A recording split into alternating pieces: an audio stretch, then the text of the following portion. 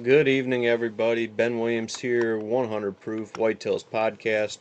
Little solo show action tonight. Gonna check some audio.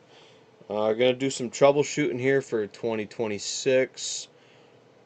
We had some issues overlaying Facebook feed, so we're gonna try to fix that tonight, as well as just have kind of an open live Q&A, um, and just kind of rolling through it with that. So I want to keep the content rolling this year. I'm gonna roll the show out just like we always do. Want to give the shout out to the sponsors as we start the show, right up in this corner right here. It's really close tonight. Busy Bee Chiropractic and Wellness in Newark, New York. Go see Dr. Britt. I have my appointment next week for a adjustment and a sauna.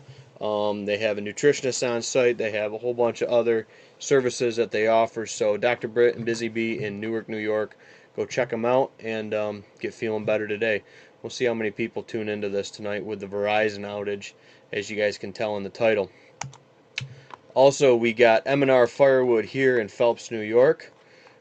Check them out there on Main Street 96, going out of town, headed east, going back toward Waterloo Way and Clyde Way, going down 96.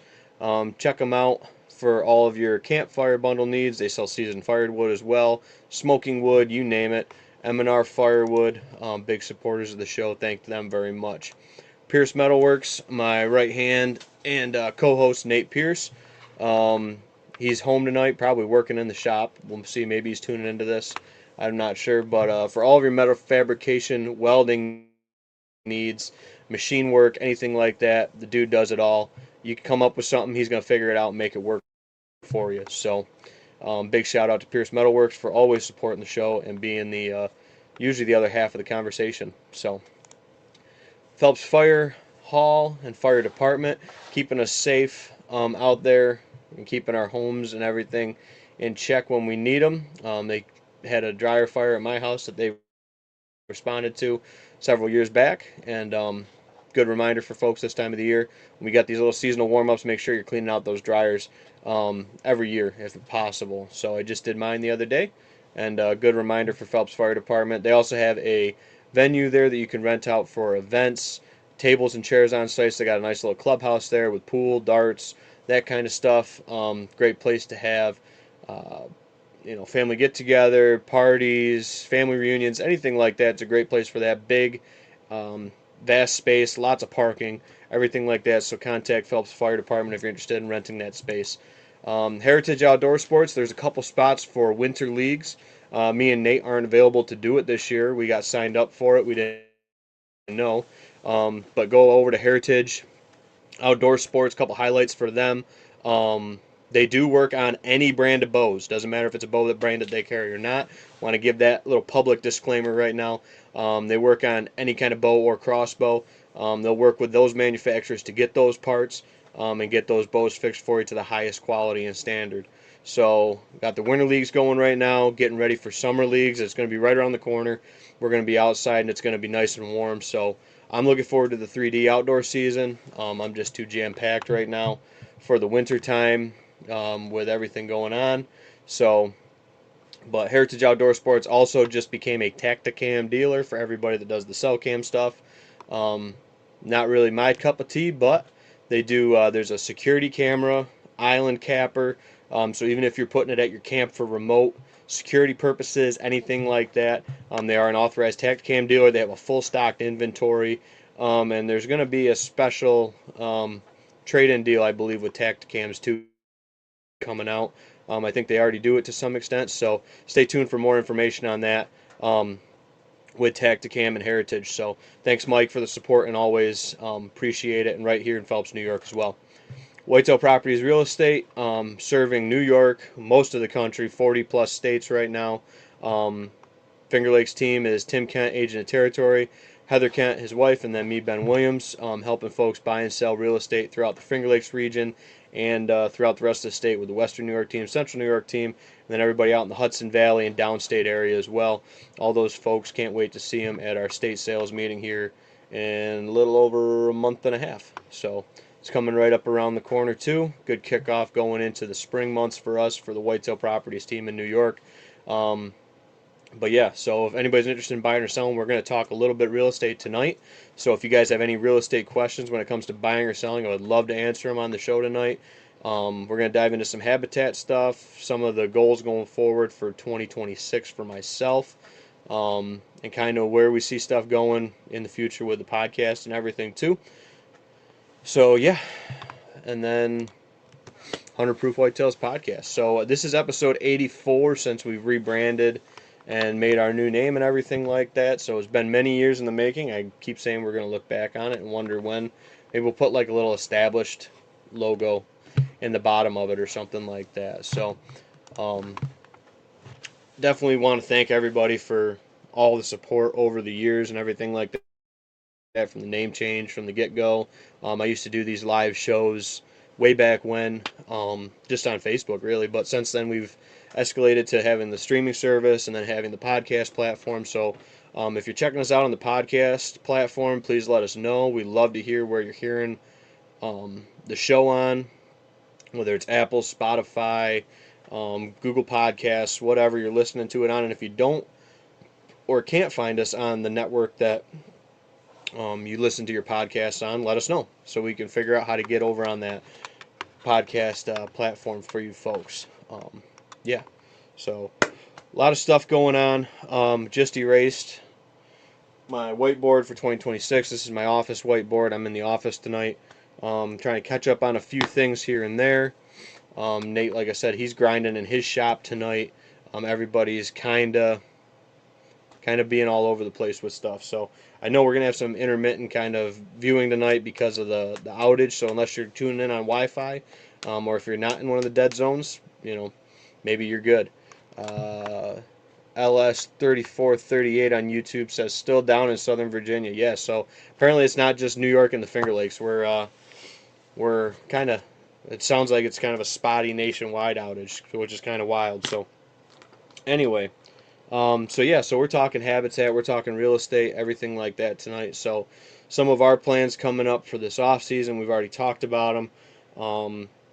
There's a new county planter this year. It's going to be available. So whether we'll use the 10-foot in combination with the 6-foot for a lot of our no-till planting this year, we'll see how that kind of shakes out. Probably in combination of the 6-footer, we can get into more places and stuff like that. And I think it'll come in handy if we got to drill in some grain late, especially if we got to get it into certain spots, drop it and go kind of deal. The 10-footer maybe for the big plots, the corn, because I like to drill it down with some extra weight. So we got the 10-foot probably and the 6-foot available this year. That's brand new, the 6-footer this year, so I'm looking forward to working out some kinks with that one and getting that one kind of figured out this year going forward. For the food plot side of stuff, we got to get some more grain on the ground. Hopefully the weather cooperates with us this year. We do have a lot of stuff rolling into new perennial clovers and stuff like that for a couple of our plots. So kind of just into that rotational session with a lot of these fields, getting that cereal grain clover rotation kind of rotated back into the program as we're kind of rotating out of some of the grain, Nebraska and stuff like that. But we do have some grain that was scheduled to go in that just got planted into cereal grains this past year, so we'll probably flip the clock back. Hopefully the weather will cooperate with us. I don't know if we're going to do any buckwheat and or any like soil building blends. We are due for a soil test this year, so that's another thing we'll be doing is videos on soil testing. I know Nate's got a whole new plot that he's looking to establish, so we're going to have some video content on that hopefully, on the 100 Proof page specifically. And then we'll have probably the steps on that, how he's going about it, soil testing, the reasons why, the design, all that kind of stuff going into it. Just kind of looking at all different pieces of it to try to help folks that are in all different situations. Like me and Nate kind of say, I'm kind of the person that has a piece of property, a family piece of property that I can hunt. He has leases or permission farms, or guest properties that he comes and hunts at and stuff like that. So we kind of look at it at different angles and different lenses, which is really nice for the conversation. So I miss having my right hand man. It's been a while since I've done a solo show. But yeah, so with that going on this year, hopefully Mother Nature cooperates a little bit. And on the flip side of that, Hopefully we get some cold temps here coming up. I know we're supposed to be changing over to snow right now. We got some rain coming. It's been raining quite a bit this afternoon, but we got some snow coming and some colder temps, it looks like. Hoping we start to get a solid freeze because we got a timber harvest tentatively scheduled for this winter.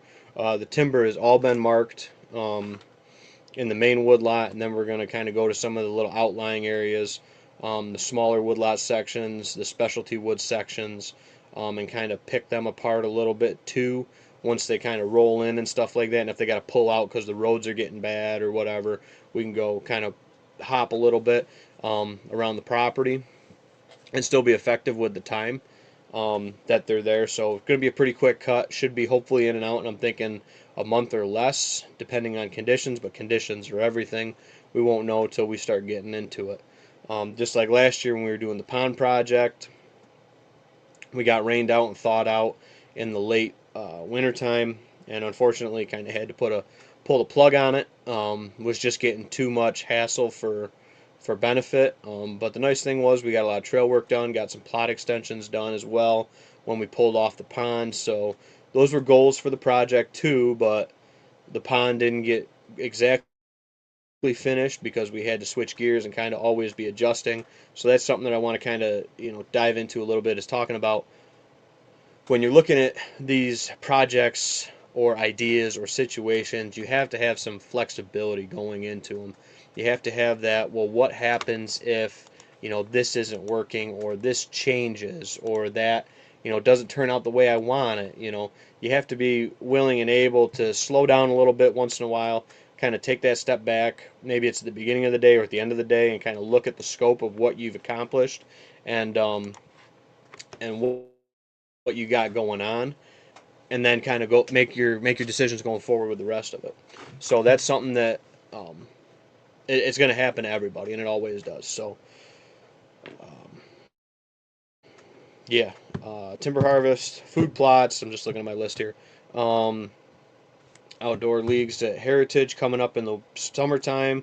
So stay tuned for more information on that kind of stuff.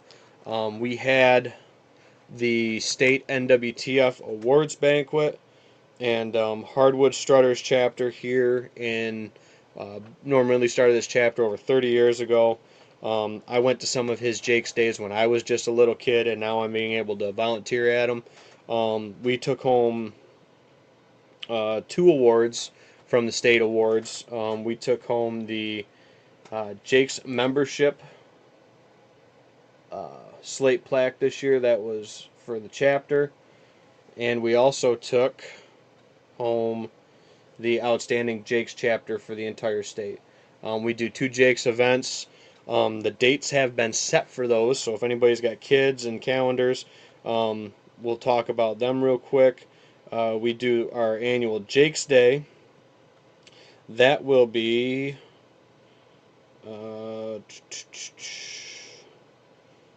why am I drawing a blank on it? June 13th at Seneca Sportsman's Club there, just off the Thruway exit. And that'll be, usually we start around 9 o'clock. It's a completely free event. There's everything from archery to the BB gun tent. There's a wildlife booth area. We've had heavy equipment operators there in the past talking to kids. People set up with duck and decoy spreads. Heritage has been there running the outdoor archery range.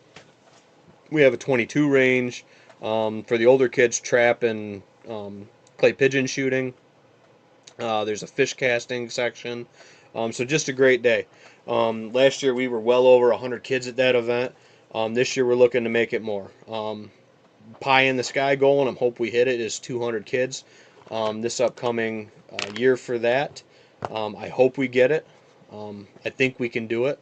I just need to get some more feelers out there, and if anybody has any ideas on how to do that or wants to get involved with our chapter here for NWTF, please let me know. We're all about putting it back to the kids. That's the big main goal of our chapter, is always give back to the kids. That's why Norm started doing it 30 years ago, and why he's still doing it, today, and he's got that passion and drive for it. So and Andy and everybody else that's involved with the chapter. Can't say enough for everybody that comes and steps up and helps out for that. Even if it's just for that event. We have folks that come just for that event in the chapter, and then we have folks that come just for our clam bake event. So our clam bake is our main fundraiser for the year. That's September 19th this year. And then we have our second Jake/Youths Day that we kind of partner with at McDonough Park, or McDonough, I think it's McDonough Park, is the youth day we do. That's September 26th. That's the following Saturday after our clam bake. Norm won't be able to be there. Um, I'm going to try to be there. It's right around the um, anniversary of my wedding, so we'll see if my wife's got any plans for that. So I got to still talk to her. Um, but yeah, that's usually our second Jake's Day. We'll have some representation there as well. Typically, we bring like the archery tent or something like that, or the archery trailer, sorry, to be able to do that stuff for those folks. But they have a pond at that one and everything. So between those two events, we're definitely going to be over 200 kids this year.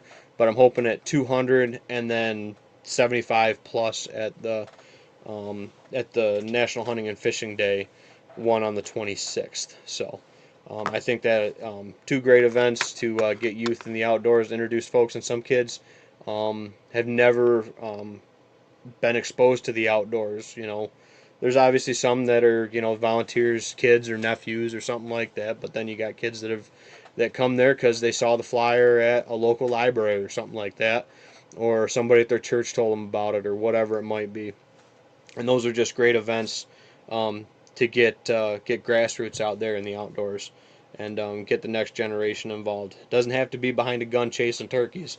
You never know how that's going to spark the next generation. So, and then a couple other things for the calendar. The Northeast Big Buck Club Scoring Day will be there March 21st. That's at Runnings. We'll be there scoring deer. I've scored a few this year. Got a few more to score. We're just kind of waiting to get through the drying day period for those. And sounds like we do have the results. I'm going to wait till Mike and Heritage announce them for the Big Buck contest that we did together in cooperation with Heritage and Whitetail Properties Finger Lakes team here. We're looking to grow that next year and make that a bigger and better event. We're going to probably be announcing those winners here sometime in the next week to 10 days. Maybe even do it on the next show or something like that. We'll see. Yeah, and then we got some tentatively cool shows coming up. We got Dr. Britt. We're trying to line up a show with her to talk about how you can use something like physical therapy or massage therapy, stuff like that, to keep you feeling tip top in archery season. Keep you shooting, well, keep your muscles working well throughout the year, and how that can be huge for hunters, especially because a lot of the muscles and stuff we use. If you're not shooting your bow all year round or something like that, or if you're not out trimming tree stands or whatever, some of that stuff you start to get some aches and pains. You get a little older, you start getting some aches and pains, and going to a chiropractor or somebody like that, massage therapist like they have there at Busy Bee, can have world of positive benefits for you. So we're looking forward to try and get a scheduled date with her on the show. So we're just working through the calendar, trying to get that figured out.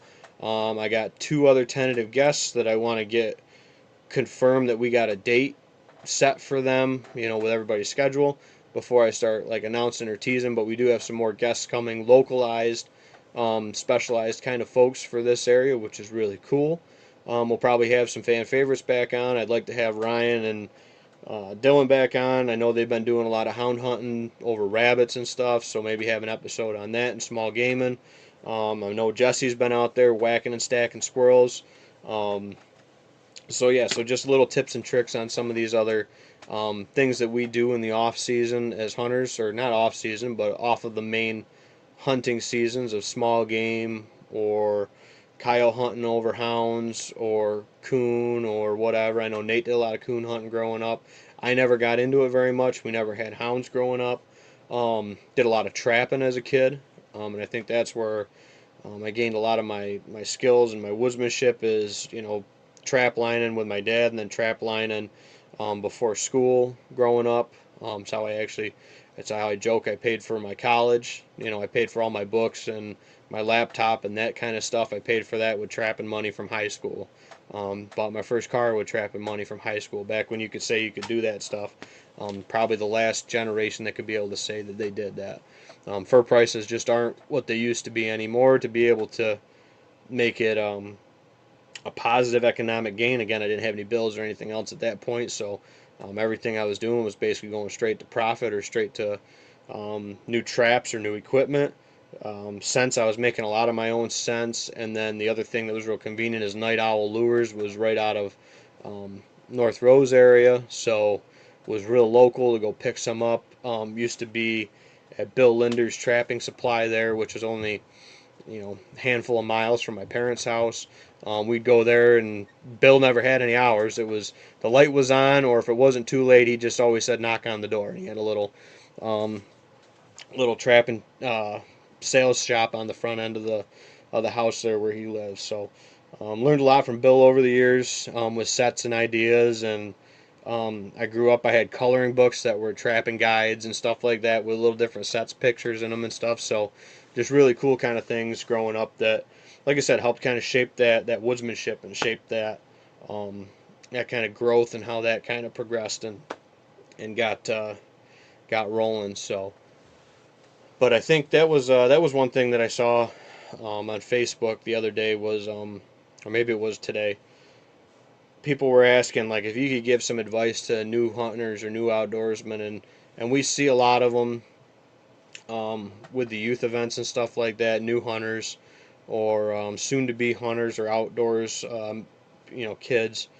And I think the biggest thing is just get outside, walk the woods, and just slow down when you're walking the woods, and learn and look and listen. Um, Open up your eyes, your ears, and even your nose sometimes. There's times where even when I'm in the tree stand, I will smell a buck before I will see a buck coming, just because the way the wind's rolling out of a bedding area or something like that. Um, a lot of times you'll be able to see, be able to smell them before you see them. Sometimes if they're coming with the wind in the right direction. So, uh, my wife says snowshoes. If we get some snow, I mean, right now we're working on the grass growing with the 40s and 50s we've had the last couple of days. I posted a video the other day, and everybody was asking where's the snow. Um, and I guess I'll kind of piggyback a little bit on that, but that's a good comment. Snowshoes. I know you're dying to get snowshoes. Um, we don't get a ton of snowpack anymore, and we're a little bit out of the snow belt. But that was fun. We did that a couple years back when we got some pretty deep snowpacks. So I think she borrowed them from one of her programs at work, and we were able to go do it. And I think that's a great way to do it. Is if you can have a friend or family member that you can borrow them from. I think that's awesome. So, but yeah, that's a great time also to get out there in the woods this time of the year. Um, I think it's early for sheds. I know obviously there's some deer shedding. There's deer that shed in December every year. There's deer, if you want to look at it that way, there's deer that break their antlers off in October and November. So there's antlers on the ground 365 days out of the year, because no matter how much you walk the ground, or no matter how many people are out there walking the ground, there's still going to be antlers on the ground. There might be less of them, and not just us. I mean, the coyotes do a fair number on them. The mice, the rodents, and the squirrels do a fair number on them. We've definitely seen a big increase in rodent damage and canine, I'll call it. I'm pretty sure it's mostly coyote, but I'm sure fox probably chew on them too. They just don't have quite as stiff teeth as like coyotes do, so I think the coyotes are doing more of that gnawing, but I can see a fox gnawing on them too. But we've definitely seen an increase in that over the last few years. And a lot of the shed antlers we pick up, a lot of the bucks we pick up too, got the nose chewed off, the deadheads and stuff like that. So, but we're finding them typically later on in the season. So we're typically out there, depending on when we get warm up. We're watching the cameras. We're seeing, when 75 to 80% is kind of where I kind of put it at. 75-80% of the bucks are shed out. Specifically, if I'm watching um, a specific buck or group of bucks on a camera or two, um, sometimes I'll get in there ahead of time if I know they dropped early, and I got a really good feeling that like I know where that is. But I very rarely pick up ones through the snow. I'm still mostly doing a lot of habitat work that time of year, pruning out fruit trees, cutting some non-desirables down, thinning out invasives, a whole bunch of different things you could be doing, I think, in January and February and even early March before you start beating the ground for sheds. Winter scouting, a lot of consulting now this time of the year, January, February, March, April, and then May usually. Um, I kind of either take off or kind of take it in spurts with turkey season, and it just starts to green up, and then it slows down to only one or two a month, I would say, after that, going into the late spring and summer months, just because start getting into planting season for food plots, and after that spring thaw, um, the showings and the folks wanting to get on ground just start shooting up. That spring fever starts to set in, I call it, and folks want to get out of the house and want to start getting on some ground too. So we get a lot of that in that May April time period too. So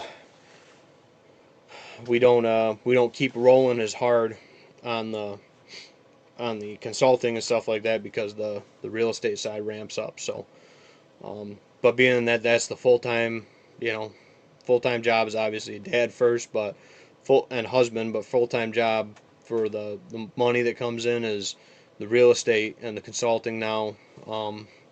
So that's it. That's what I do. That's my passion. That's my love. That's what my wife um, is gracious enough to let me chase that dream, and I'm thankful for that every day. I'm thankful for her and my family that I have that support me, and my mom that helps with the babysitting and stuff like that, so I can go show ground or whatever I need to do on the day to day here and there sometimes when I don't have a stay at home day. Like today was a stay at home office day mixed with my daughter, so she helped me erase, and then this was all, I should have left it all colored up, but I told her, I said, you can color as long as it's on the whiteboard. So she was in here, I was working in the office, um, and usually we just listen to, you know, Baby Shark or something kind of monotonous. I'm sure all you folks at home that have kids know. Try to limit the screen time, but try to leave background noise. I'm a big fan of music and background noise. Sometimes I'll just put music on and she'll sit around and she'll dance here in the office or whatever too. Bring the dolls in or whatever we got to do. Keep her occupied and keep the screen time down and be able to balance and keep just kind of rolling with what we got going. So I am pretty happy with where I ended up this year. Would have liked to have finish lined a few more, or kept a few more deals together, but everything all happens for a reason with that. Ended up doing 21 sides this past year for transactions, and did just under 1,400 acres, or sorry, just under 1,500 acres. Ended up with like 1,462, I think, is what it ended up being. I'll have to look at my notes. So yeah, that's 1,462 acres approximately. I helped folks buy or sell this year, so really, really happy with that number. I want to get that number up and want to get my total transactions up, obviously, going into next year. But really, really happy on that, and exceeded my goal for the year, being my first full year with the company, and then rolling into this next year. I think it's got nowhere to go but up. We're rolling a ton of pending inventory into this next year, so everything looks like it's on the big plus side. The team's got a lot of momentum and a lot of steam, and I'm really happy that I'm part of the Whitetail Properties company and the family, and they brought me on board, and watching the growth go, and it's going. So super happy about that. But and then the other thing I'm starting to do is trail cams this time of the year. I'm just kind of going through my mental kind of calendar right now. It's January. We're almost mid-January, so I'll probably go out I already did a big camera tool up after the was it after the gun season or after the muzzleloader? I think it was after the or gun season. I went through and I retooled and rebatteried a lot of the cameras, so we should be in good shape to get them through. I'll probably go around and start checking out some cards here pretty soon. Probably as I'm working around doing the timber harvest stuff and some other things too.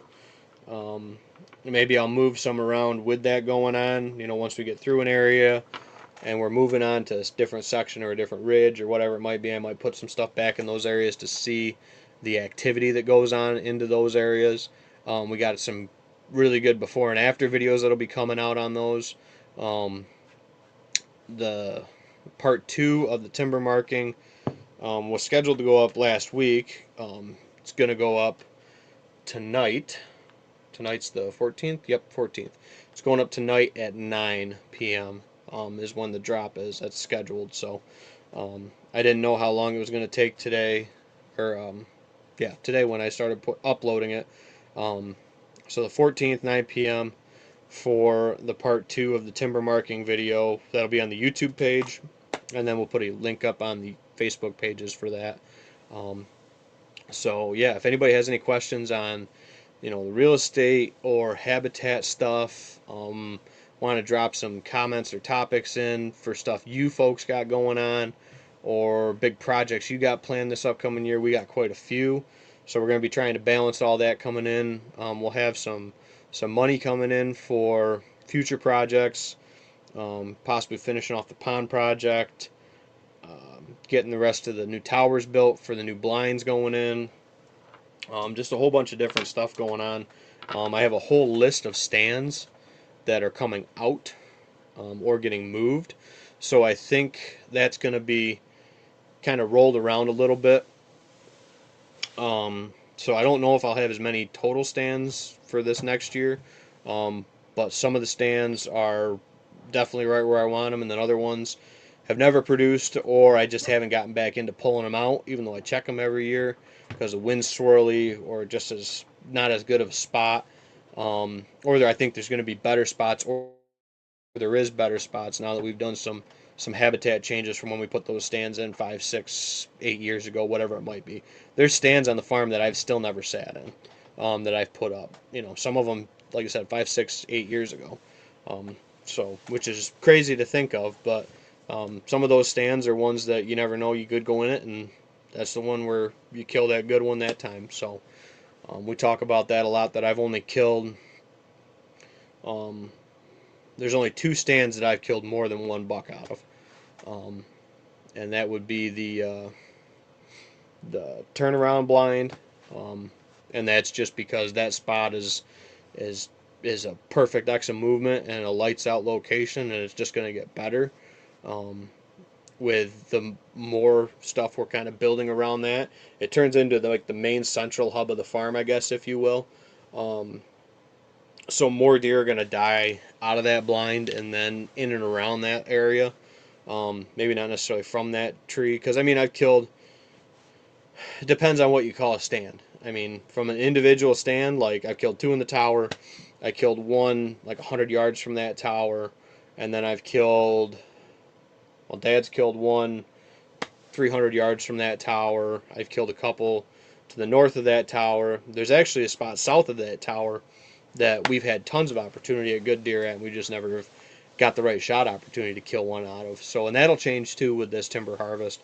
So I think that spot will improve, and possibly produce one. I'm hoping one of these times. Every time I sit that stand, I'm like, it's due. It's due for a good one. And I passed a really, really good 3-year-old out of that stand a couple of years ago that a lot of people gave me a lot of flack for, but the deer turned into a heck of a 4-year-old. It blew up really nice, and was going to be on the top of the list that year, and got shot by a youth hunter. So, and I'm super happy for him.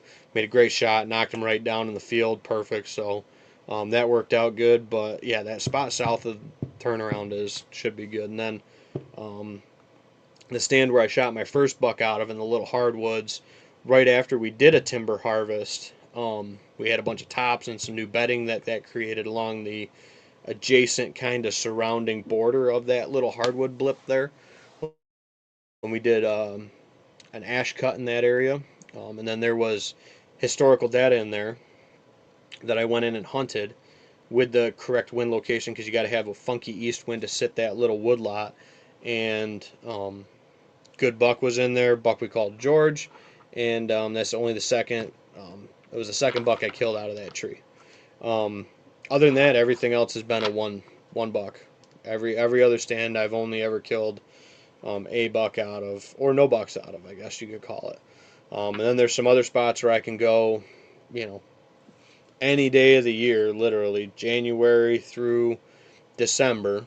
You know, if we could hunt year round and you could kill, you know, does out of it. But for the mature buck side of it, it's it's either you got that right spot where that right extra movement is, and we don't have pinch points, you know, other than through habitat manipulation. We don't have like a big hedgerow finger that's between two ag fields that every buck cruises through during the rut. We don't have any of that. We just have the habitat features that kind of balance into that. Comment rolled in on the YouTube side of it. Sorry, that's over on this screen. I didn't see it. Meyer Dixon tuning in says, do you think the overall harvest numbers will be up from the first year of crossbow allowed during all of archery? So I have a crazy statistic, and it is because the total number of folks was down historically, because we're first year bringing it back at Heritage for the buck contest. But we only had one gun entry. We had multiple archery entries, and but we only had one gun entry. So if you would have shot even a spike, you know, up until the last day, a little spoiler alert, you know, you could have had a shot at taking home the big buck title there, because we weren't seeing. And I know a lot of folks said that they didn't see the numbers nearly they did in gun season as they typically do. I think that could be just an ebb and flow year. Could be folks looking to blame somebody or something else. Everybody's always quick to say the DEC's wrecking it, my neighbors wreck it, everything else like that.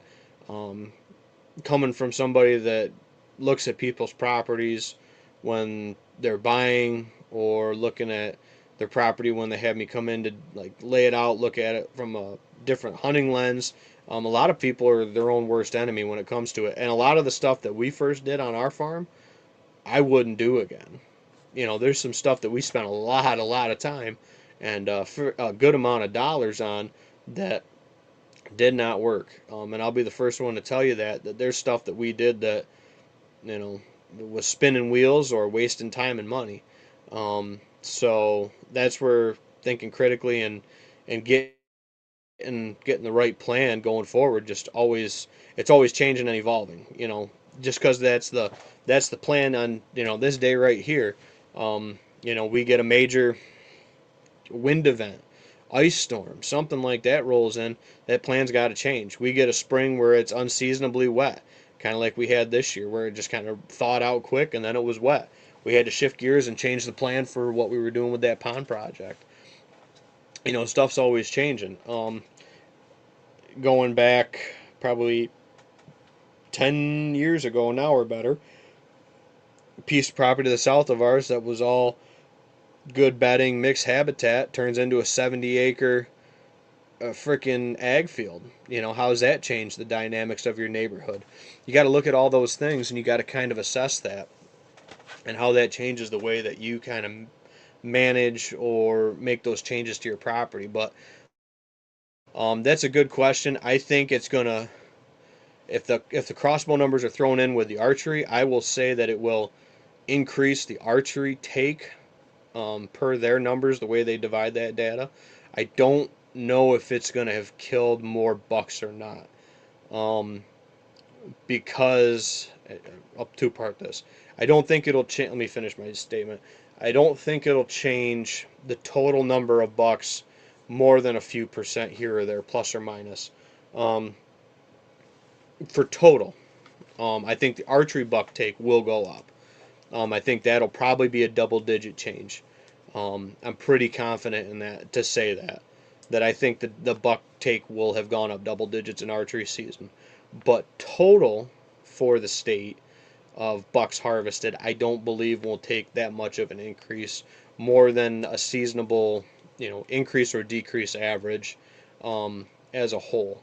So, and you got to think, so we're not talking equal pies either. There's still more firearm hunters that I know of. I haven't read any current reports yet. Like I said, I'll be curious to see what these numbers show from the DEC based on license sales, because now you have to have the archery course to shoot with the crossbow, um, to hunt with that.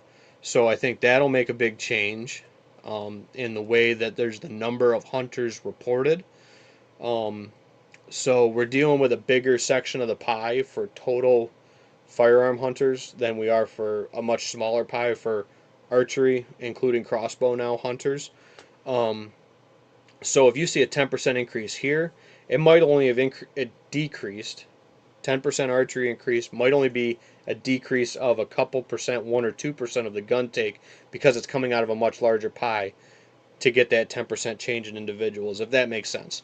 Um, Total for the state, I don't know if it'll go up or down. I think it may, but that ebbs and flows every year. You can watch it over the 10-year rolling average, see that changes year to year to year. So the biggest thing, and I know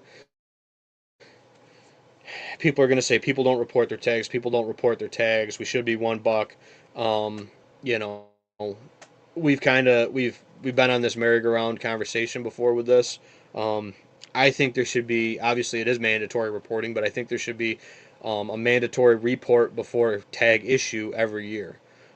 That's something I've kind of advocated from since day one with it, and they said there's no way to implement it. Well, it's as simple as a text alert where it's like, or an email. And I know, or mail for the Amish or Mennonite or folks that don't do technology or whatever. Basically make it a text opt-in or whatever. But before you get your tag for 2026, you fill out, hey, it says that you didn't report a deer harvest. Is this true or not? And if it's a no, I did shoot a doe, or I did shoot my buck, or whatever it is, great. The DEC then has better numbers to make their management decisions with.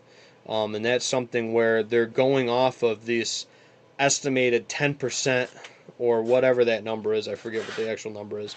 It says it in the annual report, is what they believe their numbers are based off of an escalated percent off of what is reported. I think it's more like 10 to 16. That number's kind of sticking in my head. I would look at the report because they put that standard rate at the bottom of what they escalated off of in those reports. If you read the print on the fine print on those reports, so I'm a big fan of that. The $1 thing, when we broke down that data, it was like 0.0001% of hunters, or it was like 1 in 10,000 or something killed both bucks, based on all of, it was like one of might have been 8,000. I'd have to go back and look at the numbers when we crunched that, but it was like 1 in 8,000 hunters in New York killed both bucks, and like 1 in, I forget what it was, 1 in 200 or something killed one buck or something like that. Um, I should pull those numbers. We'll do a whole number crunch when the DEC releases that report. Typically, it's sometime over the winter, um, and we'll do a number breakdown on that and break down the $2 thing and everything. I think it's great opportunity for folks. A lot of people say they're not as picky with the first buck or this, that, or the other thing, and you know that's where it comes down to. If it's legal, ethical, safe, I don't have a problem with it.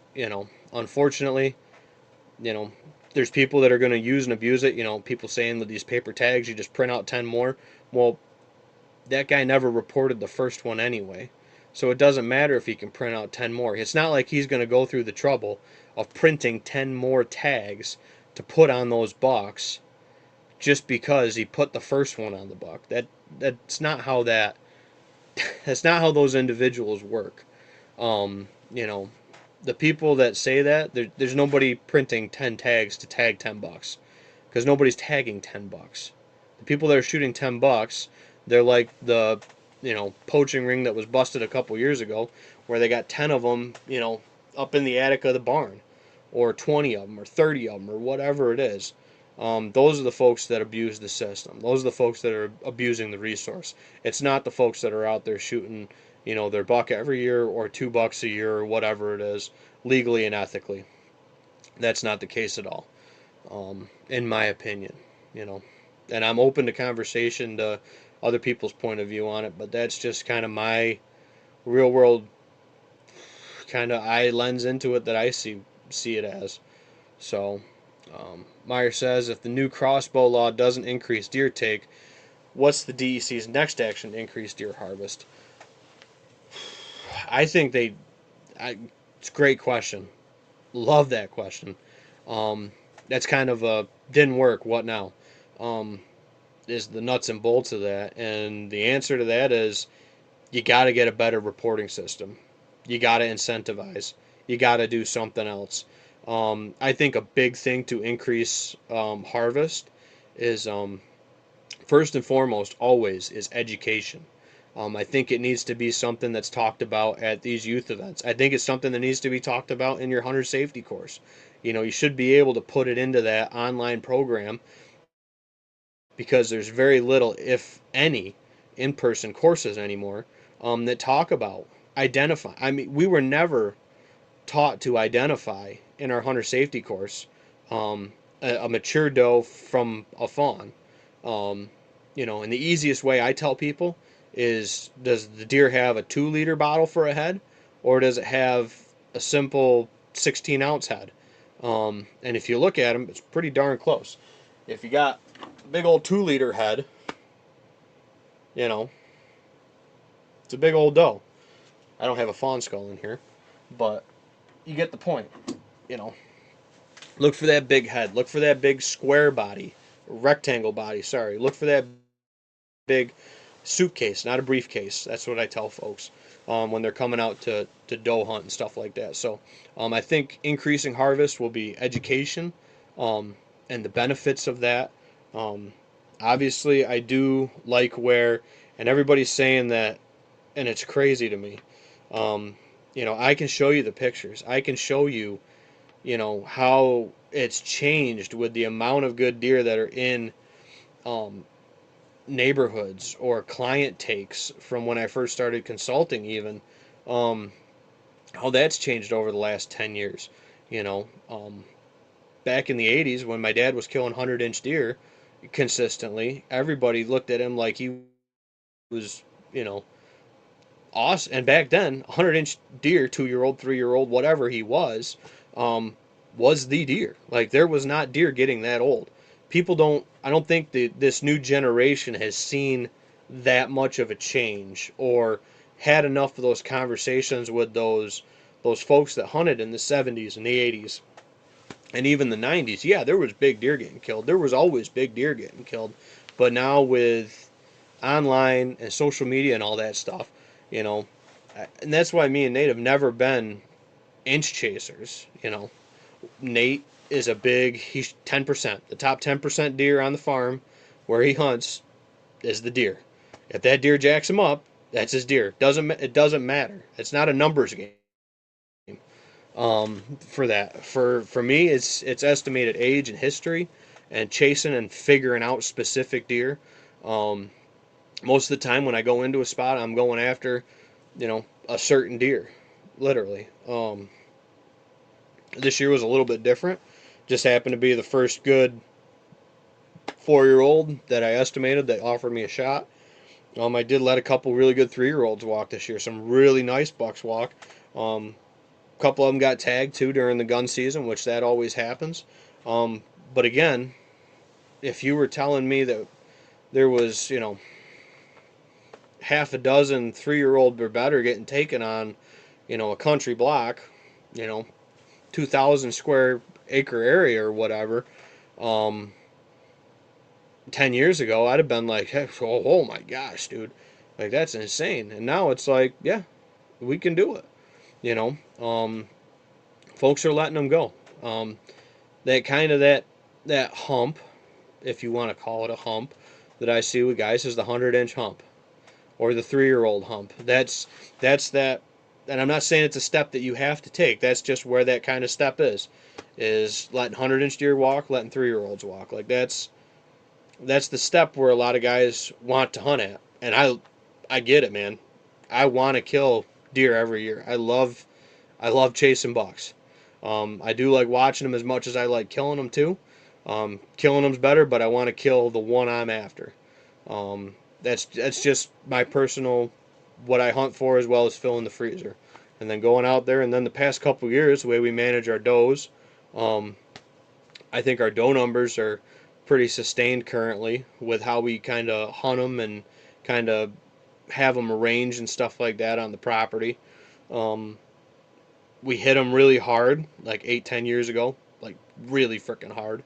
Um, double-digit doe years, for a year or two total between like me and dad and stuff.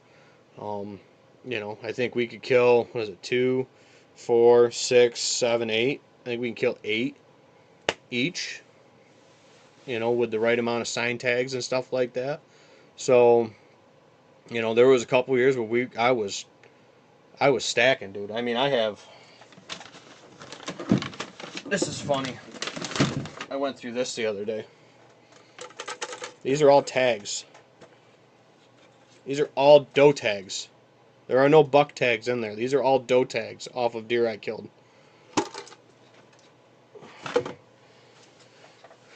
I've killed a lot of does. I've killed way more does than I've killed bucks. Um, that's for sure. That's for darn sure. Um, and now with the paper, it's hard. That's what the Ziploc baggies are in there for, is the paper tags the last couple years. But we haven't had to take those big drastic numbers. One, we don't set a preseason goal of shooting 6 does, 8 does, 10 does. We don't put a number on it. Because what we were doing with that is we were shooting, um, we ended up shooting fawns, because of that. And once in a while, a guest will come out, or maybe I misjudged one, or Dad misjudged one, or whatever it might be, and we whack a fawn. Because it came in with another smaller fawn or something, and you go, wow, it size difference, it looks different. Which you got to watch that, because a lot of times twin fawns, mom gets pushed off by a buck, and then you got button buck and little sister, and he's a little bit bigger, and he looks a lot nicer. And I've done that. Shot the button buck because he looked nicer and bigger. Um, but that's where glass, and that's where, I've walked back to the truck before when I don't have my binoculars with me. Now it's a lot easier because it's, in my bag. It's right on top. It's the last thing that goes into my scent duffel, um, is that. So, but yeah, it happens, dude. You shoot fawns, you shoot button bucks. It happens. If it hasn't, then you haven't killed enough deer yet. Um, if you killed 50 deer and you haven't killed a fawn ever, man, you got some good eyes. Or you've been using glass all along. So, um, yeah, big thing is, when folks come out to if they're offered the opportunity to come out, you got to bring glass with you. You got to bring binoculars, not just rangefinder. You got to bring binoculars, and you got to look that deer over. And I've been in the blind with guys or in the stand, and deer's coming in, and they're starting to come on around, and it's just like, just wait, just be patient. Like I said, biggest kind of things that I tell young hunters is get that woodsmanship, get out in the woods, start learning, listening, take that time, get away from a screen a little bit, and just learn about the woods. Anything that you can learn in the woods, you can apply to being a better hunter, being a better person. Just watching how stuff interacts naturally with each other, and how the balance is, and applying that into your life of balance. How the balance is, and applying balance, you could just it just makes it a more, you know just awesome experience, being able to bring that all together. And then the patience of it. How many guys that have been in the standard blind with me, and I'm talking guys that have killed deer and stuff before, not just first-time hunters, because the first-time hunters nowadays, I'm not just actually nowadays, but some of the first-time hunters I brought out that have killed their first deer are some of the more calm than some of the seasoned guys that have killed deer, and I think a lot of that is just it's their first time. Maybe they're a little nervous, maybe something like that. So, but I think there's a lot more patience that needs to happen, even while you're hunting, and more so while you're scouting and while you're learning, that it doesn't just happen. We're an instant gratification generation, society, whatever you want to call us. And I think the big thing with that is you just need to be patient once in a while and just, know that it doesn't happen overnight. It doesn't happen in a week. Um, Same thing with, killing better deer. It might not be that first year. It might be, 4, 5, 6 years before you kill your first deer or your first good buck or your first antlered deer. Whatever it might be. Like, that stuff takes time. Everybody's situation's different. The property you hunt's different. Everybody's time off is different. And your opportunity is different. But like I said, going into like that last bit of season was just stay your course. Don't go dropping your experience and dropping your goal or whatever by shooting a deer on the last day that you passed on the first day. You know, if that deer was on the list from day one, perfect. And if that deer was on the pass list from day one, you know, you wanna grow and you wanna hold yourself to a higher accountability and you know, kind of push yourself to be better and to be a better woodsman and stuff like that. Start watching deer. Start letting a deer or two go by you. And I'm saying this after the initial harvest your first deer, and that should be your choice. If you don't want to shoot that doe, I know people that don't want to shoot does for whatever reason. That's a different choice. That's your tag. That's your choice, as long as it's legal.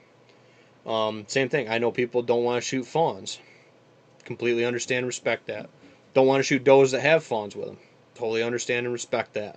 Um, you know, just kind of looking at the lens of why, but different beliefs, different folks, or whatever with it. But I think there's a lot of good that can come from, just like I said, just being patient with it, and not holding folks to your standard or your expectation is also huge, and it needs to be something that's talked about more of in our hunting groups and our hunting circles and whatever is make the circles a lot bigger to talk to and have more folks in these circles that support each other. Um, I I don't care if you shot a spike or a button buck or a 6 point or a 17 point, dude, awesome. Or for the ladies out there, congratulations or whatnot with it. I'm so happy that you got that harvest done. You put the deer in the back of the truck, meat's in the freezer, everything worked out good. It's legal, it's ethical. You got a little bit of that outdoor high out of it too, that goes right there with it as well. Um, but I go into the woods with a goal. I go into the woods with the goal of, going after that target buck, or if it's late season and I'm looking for big doe groups to drop the doe numbers down a little bit. Um, I still go in with a goal. I don't really go hunt or sit in the woods. When I'm hunting, I'm hunting. When I go out there to cut bedding area, I'm going out there to cut bedding area. When I'm going out there to plant my food plots, I'm planting food plots. When I'm going out there to do my scouting, I scout. I go out there with a goal, and that way you can keep yourself accountable for your goals and keep moving toward those goals, because then you can grow those goals and move on to the next step with it. Another comment rolls in 10 years, will New York be facing CWD and EHD like the Midwest and South? Um,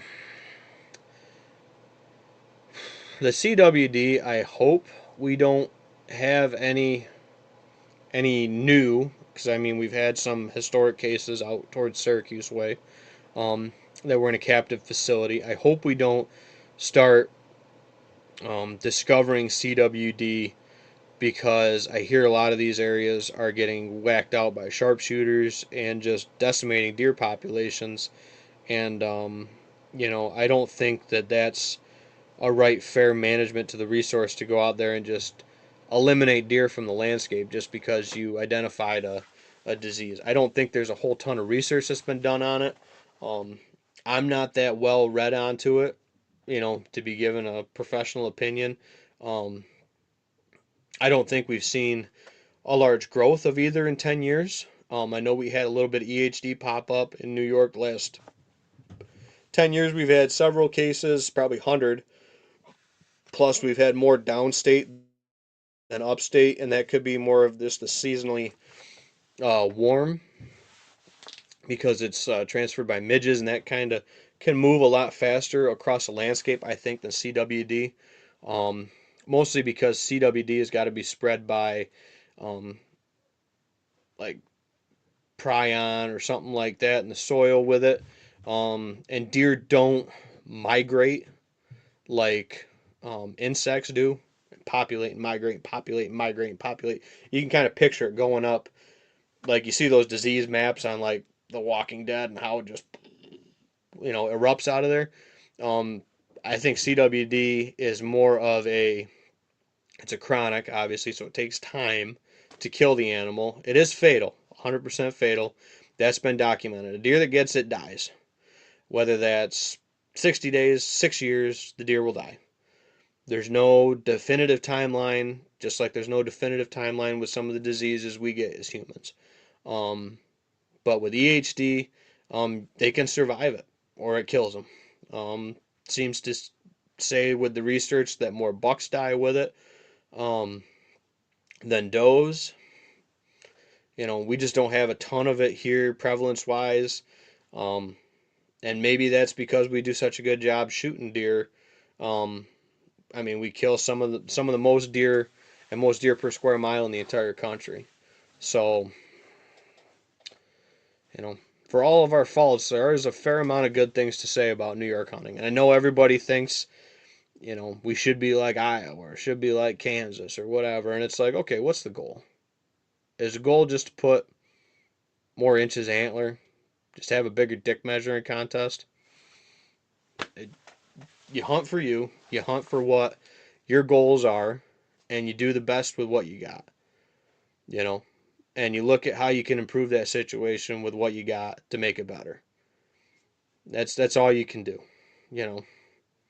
If you if you complain that there's no 4-year-olds and you knowingly shoot 2 and 3-year-olds, that's like the meme of the guy that goes, "There's no 4-year-olds," shoots the guy on the couch, and he's like, and that's like the meme above it says 2-year-olds. Why are there no 4-year-olds? That's kind of the reason behind that. So that's my soapbox on it. If you want to kill spikes, kill spikes. You want to kill 3-year-olds, kill 3-year-olds. Doesn't matter. If it's legal, ethical, safe, go for it. That's it. That's my soapbox for the night. So thank you all for this. Yeah, I think that covered everything. Plans for this upcoming season, kind of where I'm at, what I'm looking to do this time of the year. First projects are going to be apple tree release around the edges of the food plot extensions I made. Um, Tree tube cleanups will be more in the spring months. Um, Fun thing to do with the little one. Might get out and do some stuff with her in the sled and stuff like that, but I'm real limited on being able to drop trees and stuff like that when I got her with me and or running big equipment like a saw. So probably more stuff like tree tube cleanouts, make sure there's no mice in them and stuff like that. This time of the year I typically bring the tube up a little bit so the mice don't nest right along the ground under them.